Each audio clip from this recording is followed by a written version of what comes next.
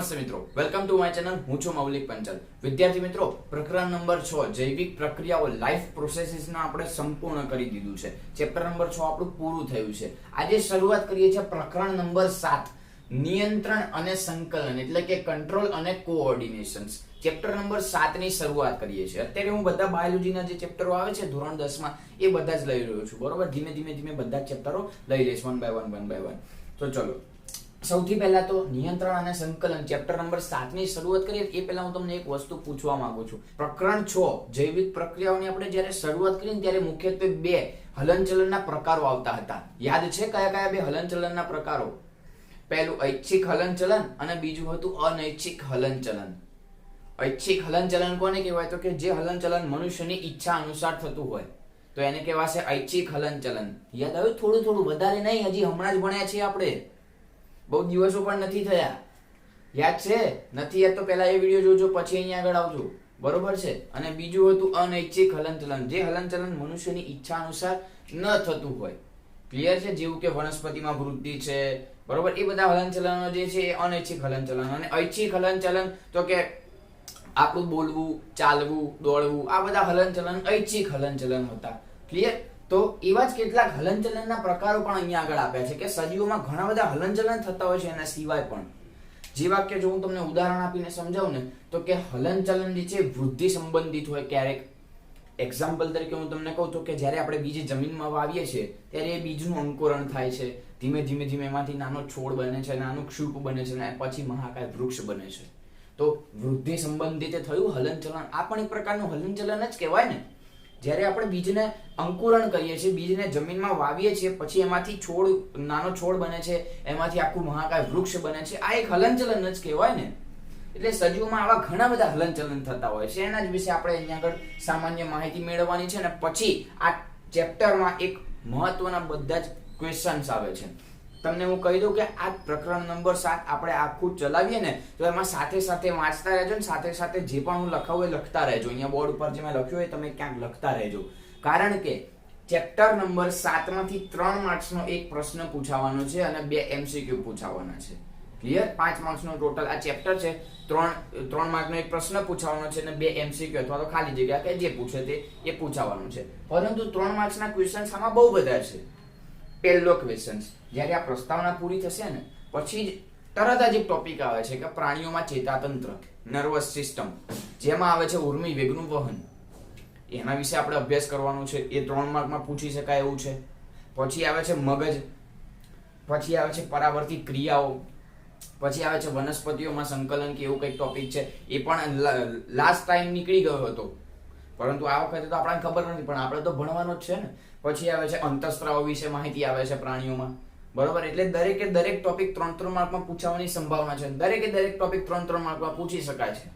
Clear? મગજ પણ IMP છે, અને પછી ભણીશું ઉર્મી વેગનું વહન, એ પણ IMP છે. પરાવર્તિત ક્રિયા જે હોય આના પછીનું જ આવશે, એ પણ IMP છે.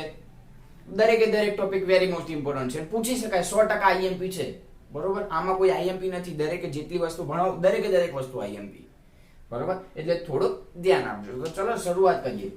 સજીવોમાં હલનચલન. સૌથી પહેલા તો હલનચલન કોને કહેવાય? તો કે સજીવોની જે સ્થિતિ હોય. ચલો હું અહીંયા આગળ ઊભો છું, હલનચલન કરી રહ્યો છું, બોલી રહ્યો છું, ખાલી હલનચલન નથી કરી રહ્યો. હવે આ હલનચલન કહેવાય. હલનચલન પ્રચલન. હવે હું અહીંથી આમ જાઉં, આ હલનચલન કહેવાય. તો ઇન શોર્ટ શું થયું? શું તો કે સજીવની સ્થિતિમાં થતા ફેરફારને, સજીવોની સ્થિતિમાં થતા ફેરફારને કહેવાશે હલનચલન. ક્લિયર? આવા ઘણા બધા હલનચલન છે જેના વિશે આપણે શરૂઆતમાં કેટલીક માહિતી મેળવવાની છે. ક્લિયર છે? ચલો, હલનચલન જે છે મુખ્યત્વે વૃદ્ધિ સંબંધિત હોય છે. મેં તમને હમણાં જ ઉદાહરણ આપ્યું શરૂઆતમાં જ કે જ્યારે આપણે બીજને જમીનમાં વાવીએ છીએ પછી બીજનું અંકુરણ થાય છે, ધીમે ધીમેમાંથી નાનું ક્ષુપ છોડ બને છે, વૃક્ષ બને છે. તો આ જે હલનચલન થયું એ વૃદ્ધિ સંબંધિત હલનચલન છે. પરંતુ આ હલનચલનનો એક પ્રકાર જ છે, આને પણ હલનચલન જ કહી શકાય છે. પછી કેટલાક એવા હલનચલન હોય જે વૃદ્ધિ સંબંધિત ના હોય. જેવા કે આપણે દોડીએ છીએ તો થોડી વૃદ્ધિ થઈ રહી છે પણ હલનચલન તો થઈ રહ્યું છે. આપણે ચાલીએ છીએ થોડી વૃદ્ધિ સંબંધિત છે પણ હલનચલન તો થાય છે ને. એટલે કેટલાક એવા હલનચલન હોય જે વૃદ્ધિ સંબંધિત હોય પણ છે અને કેટલાક એવા હલનચલન હોય જે વૃદ્ધિ સંબંધિત નથી હોતા. જેવા કે દોડવું, ચાલવું, એ વૃદ્ધિ સંબંધિત નથી. પછી વનસ્પતિમાં જો વાત કરીએ તો છોડનું બીજનું અંકુરણ થવું, પછી એમાંથી નાનો છોડ બનવું, આ વૃદ્ધિ સંબંધિત હલનચલન છે. ક્લિયર છે? પછી કેટલાક એવા હલનચલન હોય જે પર્યાવરણમાં જે ફેરફાર થાય એની સામે પ્રતિચાર આપે છે. પર્યાવરણમાં ફેરફાર થયો, હવે કાલની જ વાત લઈ લો, કાલે કેટલા બધા વરસાદ પડતો હતો, વાવાઝોડું હતું, તો પર્યાવરણની સામે પ્રતિચાર આપવો ને એ પણ એક પ્રકારનું હલનચલન જ કહી શકાય. જેવા કે અમીબા છે, અમીબા પોતાના કૂદપાદો અથવા તો ખોટા ભાગોનું નિર્માણ કરીને ખોરાકને અંદરની તરફ આરોગે છે અને ધાનીનું નિર્માણ કરે છે અને ખોરાકનું પાચન કરે છે. આ પણ એક પ્રકારનું હલનચલન જ છે. જો અમીબા કૂદપાદોનો ફેલાવો કરે છે, મેં તમને હાલત તો સમજાવ્યું. પછી ભેંસનું ઉદાહરણ અહીંયા તમે લઈ શકો છો. ભેંસ જે છે, જ્યારે એને ખોરાક આપણે એને ઘાસ નાખીએ છીએ ત્યારે ઝડપથી એ ઘાસ ખાઈ લે છે, અને પછી જ્યારે આપણે એને એક જગ્યાએ બાંધી રાખીએ છીએ ત્યારે તમે ચેક કરજો, એ ભેંસ છે ને આ મોઢું એનું ચાલુ જશે તો શું કરતી હશે, તમને ખ્યાલ છે? આ બાબત સમજવા જેવી છે, ડિટેલમાં સમજવા જેવી છે. જ્યારે આપણે ભેંસને ઘાસ આપીએ છીએ ખાવા માટે ત્યારે એ ઝડપથી ખાઈ લે છે, પરંતુ ત્યારે શું થાય છે ખબર? ઝડપથી ખાય છે અને એ ખોરાક જે છે એના જઠરમાં સંગ્રહિત થાય છે, અને પછી જ્યારે એ એકલા શાંત વાતાવરણમાં બેસી હોય, આપણે એને બાંધીને રાખી હોય, ત્યારે એ બેઠી હોય છે ત્યારે એ ખોરાક જે છે પાછો આવે છે. ધ્યાનથી સમજ, આ પ્રક્રિયા સમજ. મનુષ્યમાં આવું ક્યારેય શક્ય જ નથી હો. ભેંસમાંથી એ ખોરાક જઠરમાંથી પાછો આવે છે અને પછી ધીમે ધીમે ખોરાકને વાગોળે છે, નાના કણોમાં રૂપાંતરિત કરે છે, અને એ પાછો ખોરાક જઠરમાં જાય છે, ત્યાં વલોવાય છે અને ત્યાંથી પાચન શરૂ થાય છે. ક્લિયર? એટલે ઝડપથી પહેલા શરૂઆતમાં જે ખોરાક મળ્યો એ ખોરાક પહેલા લઈ લેશે, પણ પછી બેઠા વાગોળે રાખશે એ ખોરાકને. બેઠા ધીમે ખોરાકનું નાના કણોમાં રૂપાંતરિત કર્યા રાખશે.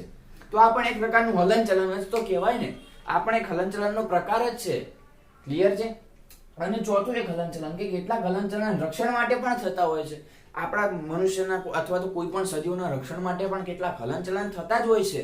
જેવું કે હવે ચલો હું અહીંયા જ ઊભો છું ને કોઈ મારી સામે એટલું જોરથી પ્રકાશ પાડે મારી આંખોમાં, તો શું થાય? આંખો બંધ થઈ જાય. સિમ્પલ વાત છે. આંખો મારી બંધ થઈ ગઈ, શું થયું? રક્ષણ માટે એક પ્રકારનું હલનચલન થયું. હવે આંખો બંધ ના કરું, શું થાય? આંખો ખુલ્લી રહે તો એકદમ પ્રકાશ આવે તો તરત જ આંખો જતી રહે. ખબર પડે છે? આ બધી બહુ અગત્યની બાબતો છે. ચેપ્ટર નંબર 7 એટલું વેરી મોસ્ટ ઇમ્પોર્ટન્ટ છે ને કે આમાં જો એક બી વસ્તુ મિસ કરી, એક પણ ટોપિક મિસ કર્યો ને, જય સિયારામ, તરત જ જય સિયારામ. બરોબર? એટલે દરેક ટોપિક એકદમ ડિટેલમાં સંપૂર્ણ વિડીયો જોજો. બરોબર? એટલે કેટલાક એવા હલનચલન જે હોય એ રક્ષણ માટે પણ થતા હોય છે. જેવા કે મારી આંખોની સામે પ્રકાશ આવે છે, અથવા તો બીજું ઉદાહરણ આપું. ચલો હવે તમે ઘરની બહાર નીકળો છો અને ફૂલ તડકો છે, પરંતુ ઘરમાં તો તડકો આવતો નથી, ઓછો આવે છે પ્રમાણમાં. બહાર તો ફૂલ તડકો છે ને, બપોરે જજો 2-3 વાગતા. બરોબર?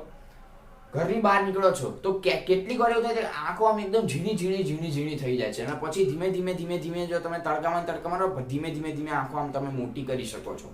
શું થયું? પ્રકાશ પડે તરત જ કીકીનું સંકોચન થઈ જાય. ધીમે કીકી પહોળી થાય. ખબર પડે છે હું શું કરી રહ્યો છું? એટલે આ પણ એક પ્રકારનું હલનચલન જ છે. પછી જો ગરમ વસ્તુને હાથ અડકીએ, હવે અહીંયા મારા બાજુ ગરમ વસ્તુ પડીને મારો હાથ અડ્યો, તરત જ આમ હાથ પાછો ખેંચી લઈએ. આપણે ગેસ ઉપર કઈ ગરમ વસ્તુ મૂકીએ અને આપણો હાથ અડકીએ, તરત જ હાથ પાછો ખેંચી લઈએ. આ પણ એક પ્રકારનું હલનચલન જ છે. અને આ જે મેં ઉદાહરણ આપ્યું કે ગરમ વસ્તુને અડકતા આપણો હાથ તરત જ પાછો ખેંચી લેવાય છે, એના વિશે આપણે આગળ બહુ ભણવાનું છે. આના પછીનો ટોપિક જે આવે છે ને ઉર્મી વેગનું વહન, એમાં આની જરૂર પડશે. આ ઉદાહરણ યાદ રાખજો. ગરમ વસ્તુને હાથ અડકતા તરત જ હાથ પાછો ખેંચી લેવાય છે. કોના દ્વારા ખેંચાય છે? તો કે ચેતાઓ અને સ્નાયુ પેશીઓ મુખ્યત્વે નિયંત્રણ અને સંકલનમાં ભાગ ભજવે છે. આ ચેપ્ટરનું ટાઇટલ છે ને નિયંત્રણ અને સંકલન. તો કે આ નિયંત્રણ અને સંકલનમાં મુખ્યત્વે ચેતાઓ હોય અને જે સ્નાયુઓ પેશી હોય, સ્નાયુની બનેલી પેશી, એ મુખ્યત્વે ભાગ ભજવતી હોય છે. અને સંવેદનાઓ આપણાને મનુષ્યને પ્રાપ્ત થાય છે, અને એ સંવેદના ચેતાકોષ મારફતે મનુષ્યને પ્રાપ્ત થાય છે. તો એ જ આની પછીનો નેક્સ્ટ ટોપિક, ઉર્મી વેગનું વહન કોના દ્વારા થાય? તો કે ચેતાકોષ દ્વારા થાય. ઉર્મી વેગ કયો? ઉર્મી વેગ ગરમ વસ્તુ બાજુ પડી, એને મારો હાથ અડ્યો, તરત જ હાથ પાછો ખેંચી લેવાયો. આ ઉર્મી વેગનું વહન થઈ ગયું. તરત જ તમારો હાથ, સંદેશો મળ્યો મગજમાં, સંદેશો મળ્યો, તરત જ હાથ પાછો ખેંચી લેવાયો. ઉર્મી વેગનું વહન થયું. એક ગરમ વસ્તુને મારો હાથ અડ્યો, અહીંયાથી ઉર્મી વેગનું વહન થશે, અને એ ઉર્મી વેગ આપશે અહીંયા કરોડરજ્જુ જે છે ને, એ કરોડરજ્જુને સંદેશો મોકલશે, અને કરોડરજ્જુ ઓન ધ સ્પોટ નિર્ણય લઈ લેશે, સેકન્ડના બહુ જ ઓછા ભાગમાં નિર્ણય લેશે, તરત જ હાથ પાછો ખેંચાશે. વિચાર કરો, આ પ્રક્રિયા બહુ ધીમી થતી હોત તો શું થાત? મનુષ્યની હાલત ટાઈટ થઈ જાય. ગરમ વસ્તુને હાથ અડેલો રહે, શું થાય? બળી જાય. ખબર પડે છે શું કહી રહ્યો છું તે? એટલે આ બધી જ પ્રક્રિયાઓ એકદમ ડિટેલમાં આપણે ભણવાની છે. અને આ કરોડરજ્જુ મેં તમને કીધું ને, કરોડરજ્જુ સંદેશાઓનું વહન કરશે. અને કરોડરજ્જુ જે છે ને સૌથી પહેલા સંદેશો મગજને આપશે. પ્રતિચાર થઈ જશે પરંતુ સંદેશો મગજ સુધી પહોંચાડશે. આગળ પ્રક્રિયા ભણવાની છે. આ તો હાલ સામાન્ય જે માહિતીઓ, કેટલીક વસ્તુ આપણે આ ચેપ્ટરમાં ભણવાની છે ને, એ હું તમને કહી રહ્યો છું. બરોબર. હવે મેં તમને કીધું સંવેદનાઓ મનુષ્યને ગ્રહણ થાય. સંવેદનાઓ, સંવેદનશીલ અંગો કેટલા હવે મનુષ્યમાં? પ્રશ્ન બીજો એ ઉદ્ભવે, મનુષ્યમાં સંવેદનશીલ અંગો કેટલા? તમે કહેશો સર પહેલું તો આંખ, કાન, નાક, જીભ અને બીજું ત્વચા. ટોટલ 5 સંવેદનશીલ અંગો મનુષ્યમાં આવેલા હોય. આંખ, કાન, નાક, જીભ અને ત્વચા. ક્લિયર છે અહીંયા સુધી? 5 સંવેદનશીલ અંગો આવેલા હોય. આ ખાલી જગ્યામાં પૂછવાની 100% સંભાવના છે.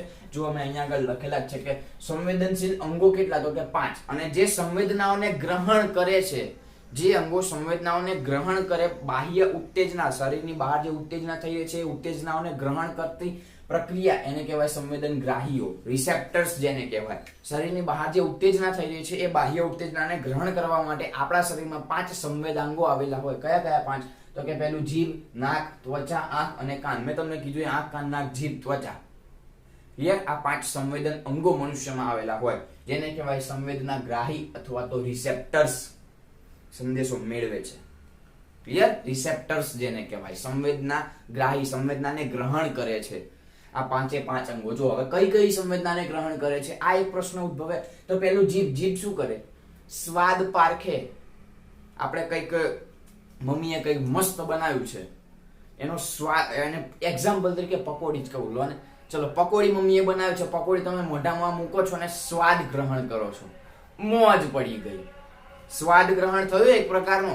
તો સ્વાદ ગ્રહણ કરતું અંગ કયું? તો કે જીભ. શું કરે? તો કે સ્વાદની ઓળખ કરે છે. અને જેના માટે એમાં રસગ્રાહી એકમો આવેલા હોય છે. લાળ રસ જે સ્ત્રવ થાય છે, આપણે લાળ ગ્રંથિઓમાંથી લાળ રસ સ્ત્રવે છે, એ લાળ રસગ્રાહી એકમો જીભમાં આવેલા હોય છે, જેના દ્વારા આ સ્વાદની ઓળખ થતી જોવા મળે છે. ક્લિયર છે અહીંયા સુધી? પછી બીજું આવે છે નાકના અધિચ્છદીય સ્તરો. આ નાક જે છે એ નાક દ્વારા પણ શું થાય? તો કે સ્મેલ આવે છે, સુગંધ આવે છે, ગંધ આવે છે એક પ્રકારની. હવે ઉદાહરણ તરીકે હું તમને કહું, તમારી બાજુમાં કોઈ ગુલાબનું ફૂલ મૂક્યું છે, તરત જ સ્મેલ આવશે ભાઈ મારી બાજુમાં કંઈક ગુલાબના ફૂલ જેવું કંઈક સુગંધ આવી રહી છે મને. એ જ છે સંવેદના. ઘ્રાણ સંવેદી એને કહેવાય. ઘ્રાણ એટલે કે સુગંધને આરોગ્ય છે. ઘ્રાણ સંવેદી, સુગંધ લે છે આપણું નાક. એટલે એને શું કહેવાય? ગંધની ઓળખ. કોઈ પણ સ્મેલ છે, સ્મેલની ઓળખ કરી તો એના માટે એમાં ઘ્રાણગ્રાહી એકમો આવેલા છે. સુગંધને પારખવા માટેના એકમો આવેલા હશે. આપણને કેવી રીતે ખબર પડે કે ભાઈ એ ગુલાબનું જ છે? પછી એક્ઝામ્પલ તરીકે બીજું કહું, ચલો મમ્મી આજે ભાજી પાઉં બનાવી છે. ભાજી પાઉં બનાવી આપણે, ચલો બહારથી ઘરમાં આવ્યા, આપણને સ્મેલ આવી કે ભાઈ આજે કંઈક ઘરમાં બન્યું તો છે. હવે થોડીક હજી જો આઈડેન્ટિફાય કરો તો આજે કંઈક ભાજી પાઉં જેવી સ્મેલ તો આવી રહી છે. ખબર પડી? સુગંધ ગ્રહણ થઈ, ખબર પડી તરત જ કે ભાઈ આ ભાજી પાઉં જ છે, બીજું કશું નહીં. બરોબર?